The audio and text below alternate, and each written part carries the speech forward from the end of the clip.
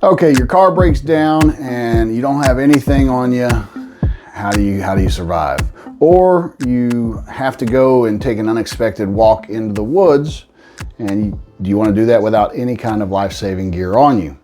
Well, the correct answer is really you should have probably some better equipment in your car than just what I'm about to go over. But what I am about to go over are 3 miniature survival kits.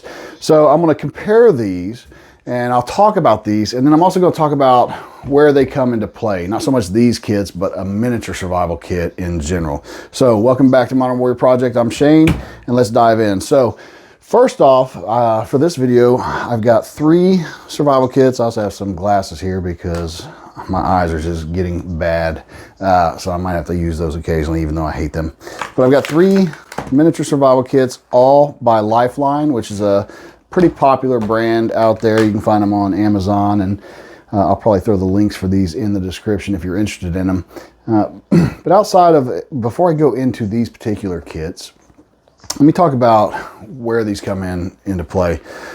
So I buy survival gear all the time. If I see something new, I'll pick it up just because I really enjoy it. I'm in the industry and it's appropriate I kind of familiarize myself with it. But where do I find need for miniature survival kits? Just like I started off the video, a glove compartment is a great place. Now, ideally, you have more than just what any of these encompass in that car. I recommend having a minimum a get home bag type setup in your car. And if you're really interested in a great setup, check out my video I did before. It's on how I set up my wife's vehicle. Going on to that same topic, many of us, myself definitely included, the spouse may resist a little bit about having a get home bag in their everyday vehicle. Not so much my vehicle, but in her vehicle, she doesn't want that bag in there. It takes up space, all the excuses. So the video I cover helped to negate that and minimize that between me and my wife, because she was always complaining, oh, your bag is in the way. So that'll help out.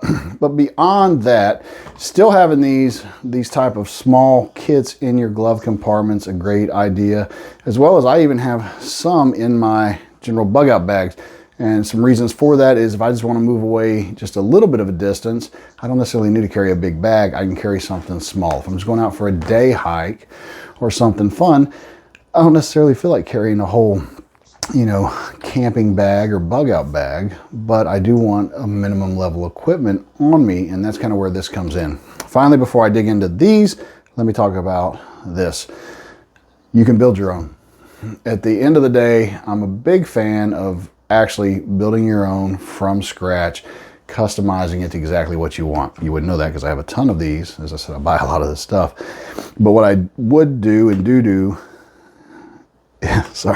what I would do and I also do with these is if I buy a kit like this, I'll end up adding to it. Now, none of these particular kits are currently in use by me, although I have messed with them and looked at them a little bit before. So let's go ahead and start off with the very first one, which I think is the most basic, which is our Lifeline. I don't know what the specific name of this is, but it's just in a little waterproof container, which is nice. Got a little lock latch on it. And I replaced the Band-Aids in this a while back, but it did come with 5 basic Band-Aids. They were Lifeline labeled, but same. You have a little flashlight, and you have a battery, and this is an aftermarket replaced battery of mine. This flashlight is not that impressive on this, I'll say that. Let's see if I can get in here for you. I was not impressed with the illumination of this. Now in pitch black, sure, it'll give you something, but it doesn't really adjust, and it's just not much of a light. Now, could it serve as a benefit? Certainly, to an extent, but I can get more bang for my buck out of lights this size nowadays. So not that impressed with that. I do like the tea candle edition in here. And you got a box of regular wooden matches. And this is a pretty cool tool here. It's just a little multi-tool, but this did appeal to me. If I remember when I picked this up, I liked the fact that it had this little tool in there. That's a very small multi-tool. And while it's not going to fix anything huge, a lot of times you don't need anything huge. And something like this little thing right here could really come in handy. And then finally, you have a signal whistle, emergency whistle. So as you can see, not much to this. And if I'm being honest with you, this is not, when I talk about, you know, throwing something into your pocket, that falls short on what I would want to throw into my pocket. Even if I'm just going off on a little day hike, or, you know, I'm leaving campsite and I'm going, you know, 500 meters away. I'm not saying I can't do that without anything, but if I'm going to take the time to carry something, this would not really be ideal. Now, if you don't have anything, you know, these things can certainly help to an extent and provide some value, but I don't consider that much of a survival kit. We don't have anything really for water. You got matches, but you don't have a container to boil it in. So nothing for food, nothing for navigation. You know, a little button compass addition in there, a little signaling mirror.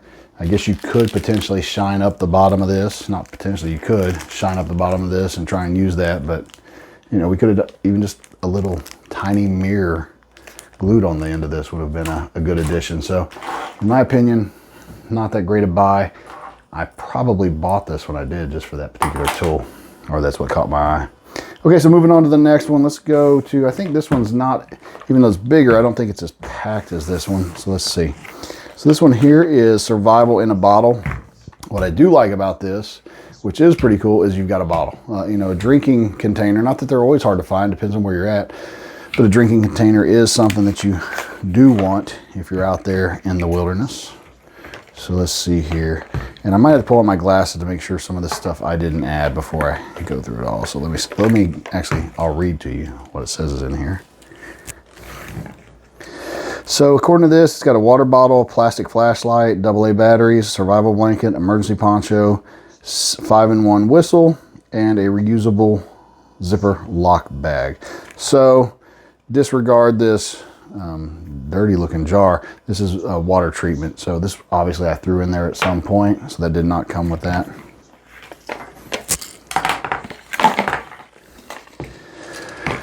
Another cheap flashlight. You know, you're not going to get a Surefire in these kind of kits, so that's somewhat to be expected. Batteries that probably are well past needing replaced. But as I said, this has just kind of been in storage, so I'm not using it. If you use something like this, you definitely want to.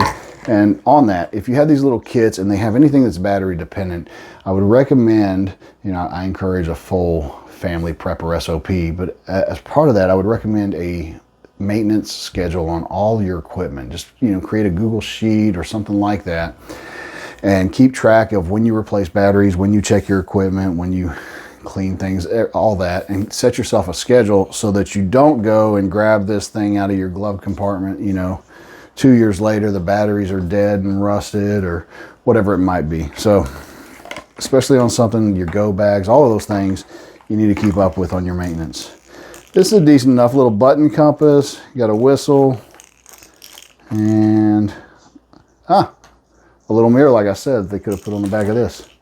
So that's nice. You got a little mirror, signaling mirror, got a place for some matches in there, whistle, and a compass. That's a good use of space right there. Or you could throw a fishing kit. I like the ideas of matches in there and that, but small fishing kit would be ideal too, or some snare wire.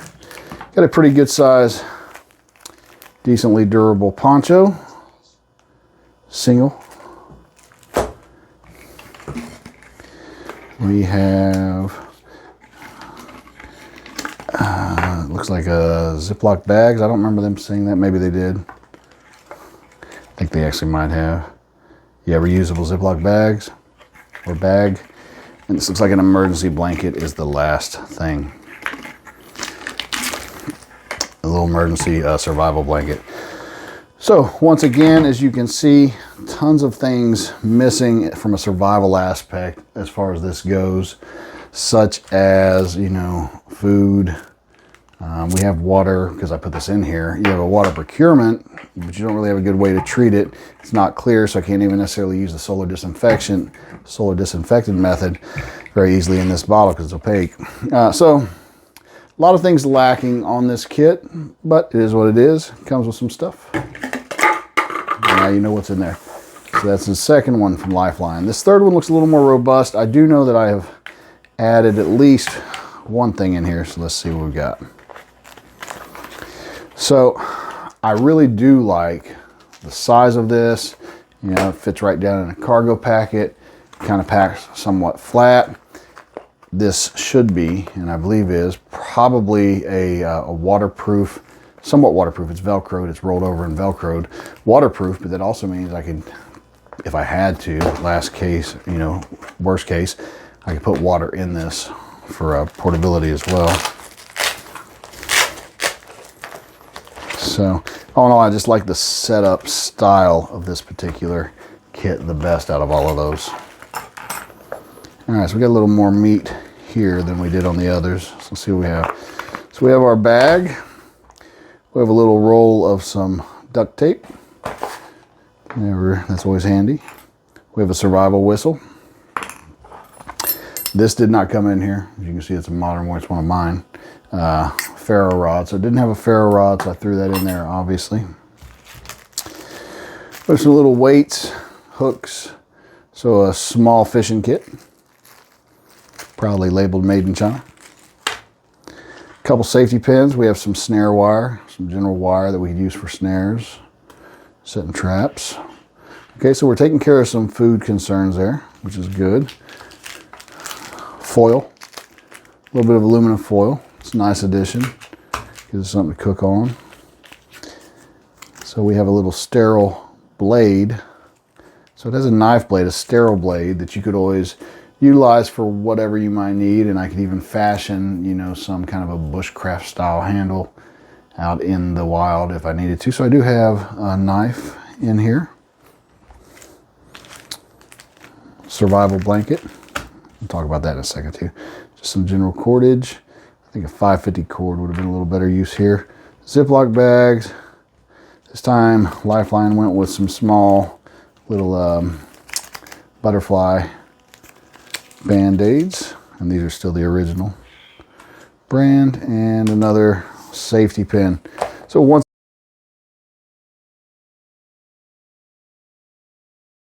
again, as you see, I think that's probably the best out of what was in this stuff for the most part, but still lacking a lot of stuff as far as the survival kit goes. So to that end, buying kits. I'm not against buying kits, and like this kit, I don't remember what it cost. It might be a decent buy because it gives me a good bit of stuff all in one package, but it's not, in my opinion, the end solution. I always want to cover my survival rules of 3, which, you know, I need air, got that, but then I need shelter, water, food that I'm concerned with primarily. I always want fire as part of that setup. You know, fire takes care of a lot of that. It helps with shelter, heat, you know, keep me warm. Water and food. I can treat water and I can cook food. So fire is huge. So any survival kit, i.e. this one right here, that comes without a fire source, matter of fact, I think the only one that did come with a fire source was the first one, is failing, in my opinion. I mean, it just doesn't make sense. It needs to be some kind of fire source in there. And, you know, if you want to offer a cheap kit, then get a small, you know, you don't need a big ferro rod. They've got small ones out, but a ferro rod at a minimum in a survival kit. So let's say, you know, that's the 3 from the Lifeline line of products, and I'll throw the links to some of those in the description below if you're interested in it. But if you do get one, regardless of this brand or any, you know, check it across it and just beef it up. Beef it up to fit, you know, fit what you want. If you don't want to go out and buy everything custom, you don't want to take the time to, you know, find all that stuff put together, then at least look and make sure you're filling up any of those backstops. It doesn't take, you know, we don't need a whole backpack. I can fit it in this small and get a little better use of my space, in my opinion. One last thing on these survival blankets. So I did some testing, and not extensive, but we did a trip a number of years back, and one of the best uses I found for this, and it was cold, it was in North Carolina, and I was kind of going bare bones. So I had like this and a squeezed water bottle filter, water filter bottle. And so it was a pretty rough trip for me, but that was the whole purpose of the exercise. Is my role of it was to suck it up and just see how it kind of went. And one of the best uses I found for this was as a reflector wall for a fire. So, you know, trying to bundle up in these things, it'll preserve some, you know, evaporation and all that and warmth, but they're not warm. But I built a firewall. So I put, you know, we're out in the woods. I put a firewall, my fire, and then I put this, you know, probably 7 feet, 8 feet, 9 feet away, I don't know, behind me. And then I laid right there, and I was warm, and it was cold. So they make an amazing reflective firewall, heat wall for you, if you will. So I would definitely encourage these for that purpose alone. That's it for this video. Let me know if you have some other survival kits out there that you've come across that are amazing. Let me know. I'd be curious to hear, because for the most part, from my experience, almost all of them are always falling short on some areas. Not a big deal. You can fix that, but it is what it is. Also, what do you include? Do you keep small survival kits? Where do you find those necessary? Where do you like to include those? Where do you keep those? And another thing I didn't say on this is another great use for these little small kits, and it's kind of why I keep them in storage, is just to hand out in a bad situation. If I came across, or if I was with someone that didn't have anything, I don't have to pop into my supplies. I've got little kits I can just kind of hand out and give them some basic need stuff without having to do much work for them. That's it for this video. Until next time, safe prep.